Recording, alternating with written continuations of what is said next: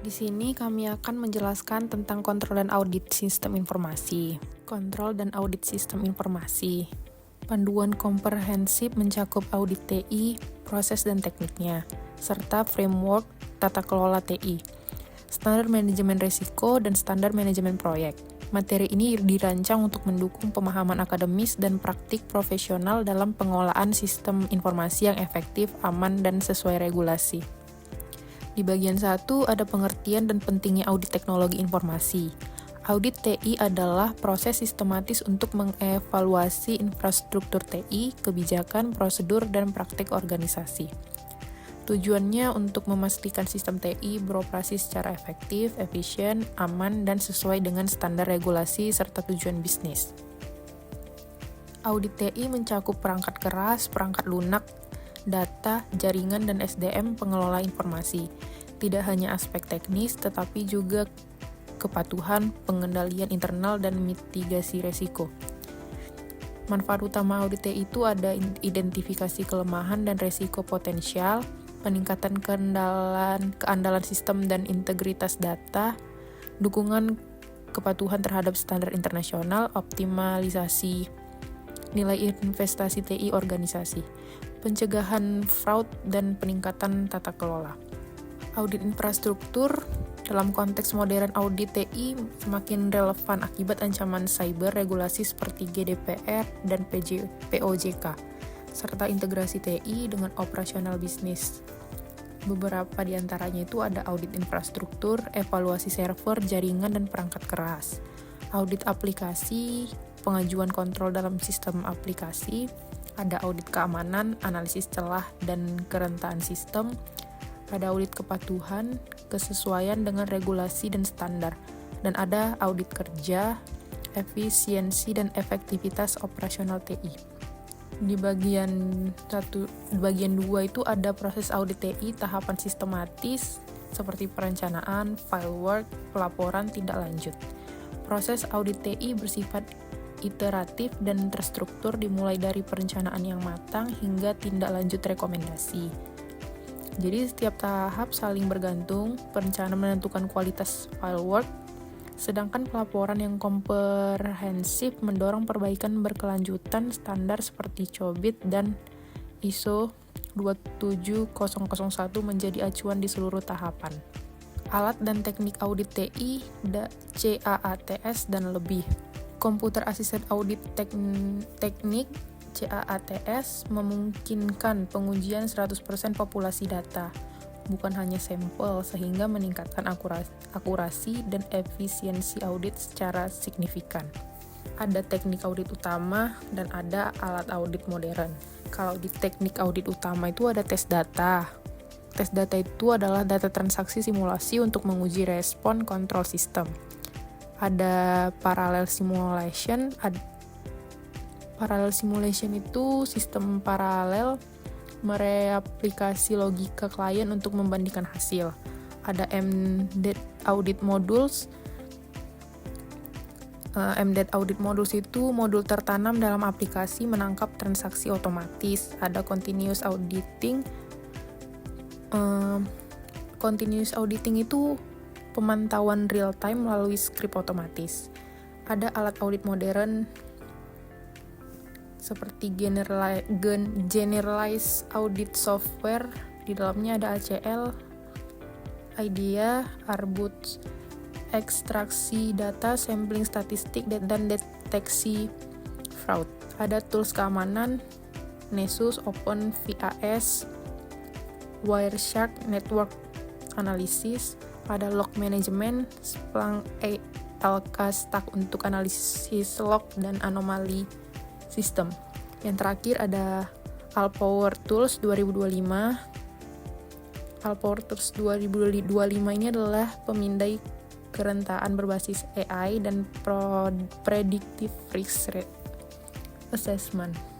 Penjelasan selanjutnya akan dijelaskan oleh teman saya, Grace.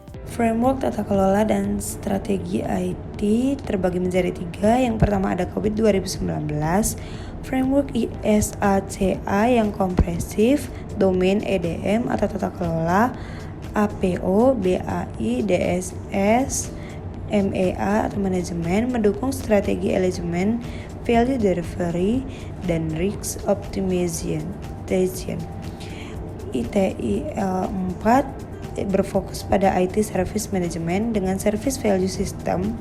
Praktik ini mencakup incident management, change enablement, dan continual improvement selaras dengan kebutuhan bisnis.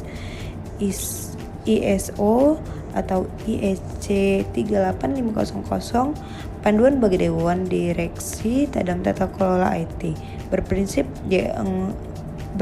pada responsibility, strategi, acquisition, performance, conformance, dan human behavior, menekan akuntabilitas eksekutif.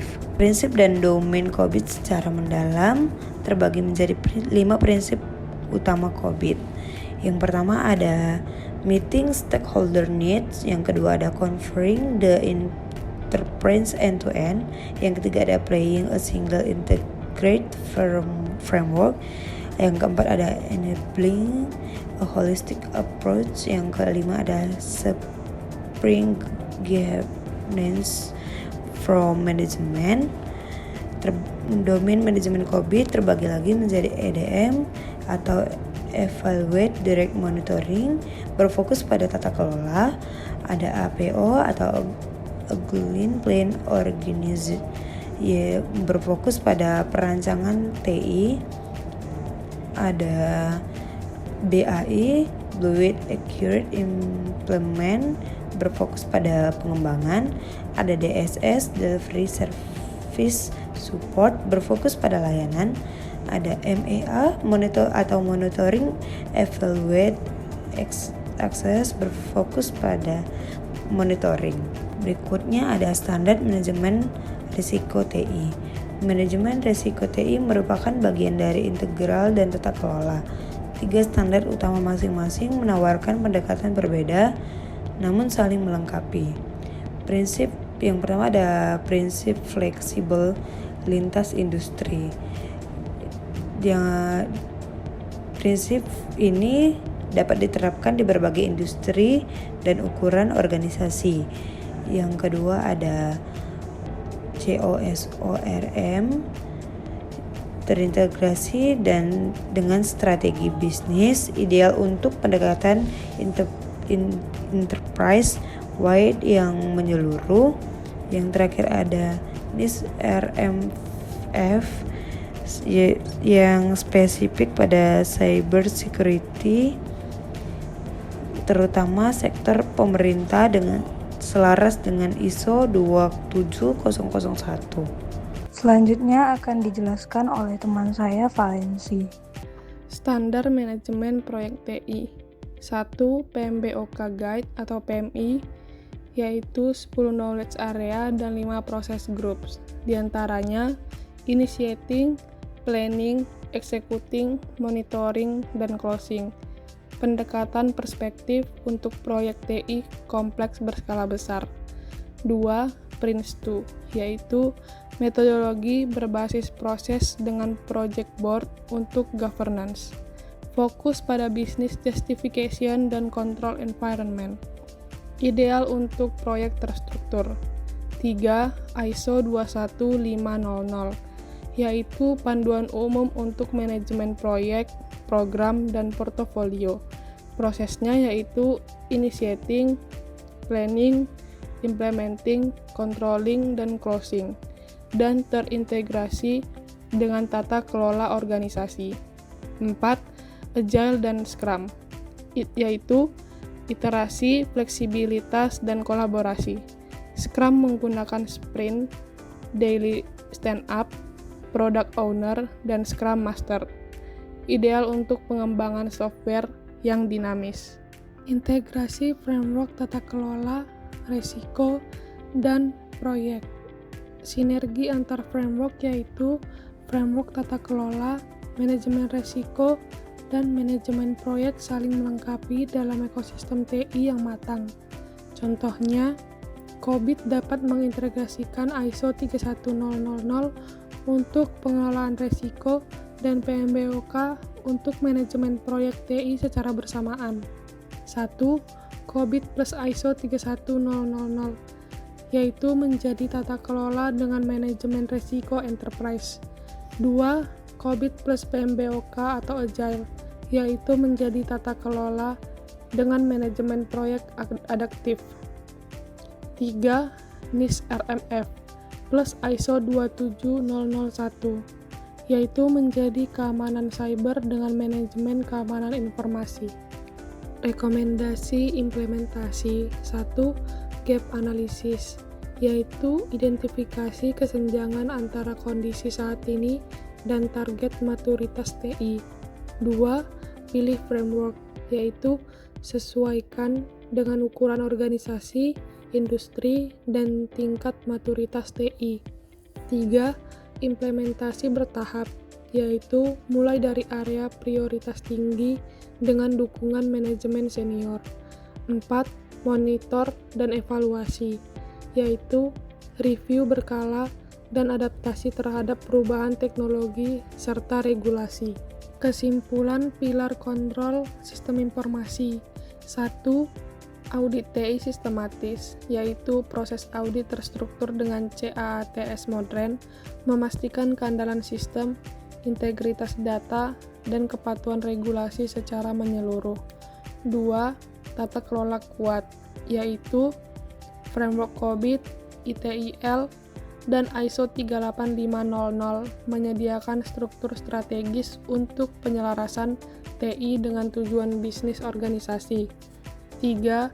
Manajemen resiko, yaitu ISO 31000, COSO IRM, NIST RMF, memberikan pendekatan komprehensif dalam mengidentifikasi, menganalisis, dan menangani resiko TI.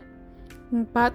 Manajemen proyek, yaitu PMBOK, PRINCE2, ISO 21500, dan Agile, memastikan proyek TI selesai tepat waktu, anggaran, dan mutu yang ditetapkan. Implementasi yang tepat atas audit TI dan framework tata kelola akan meningkatkan daya saing dan ketahanan organisasi di era transformasi digital yang terus berkembang. Sekian penjelasan kami tentang kontrol dan audit sistem informasi. Terima kasih.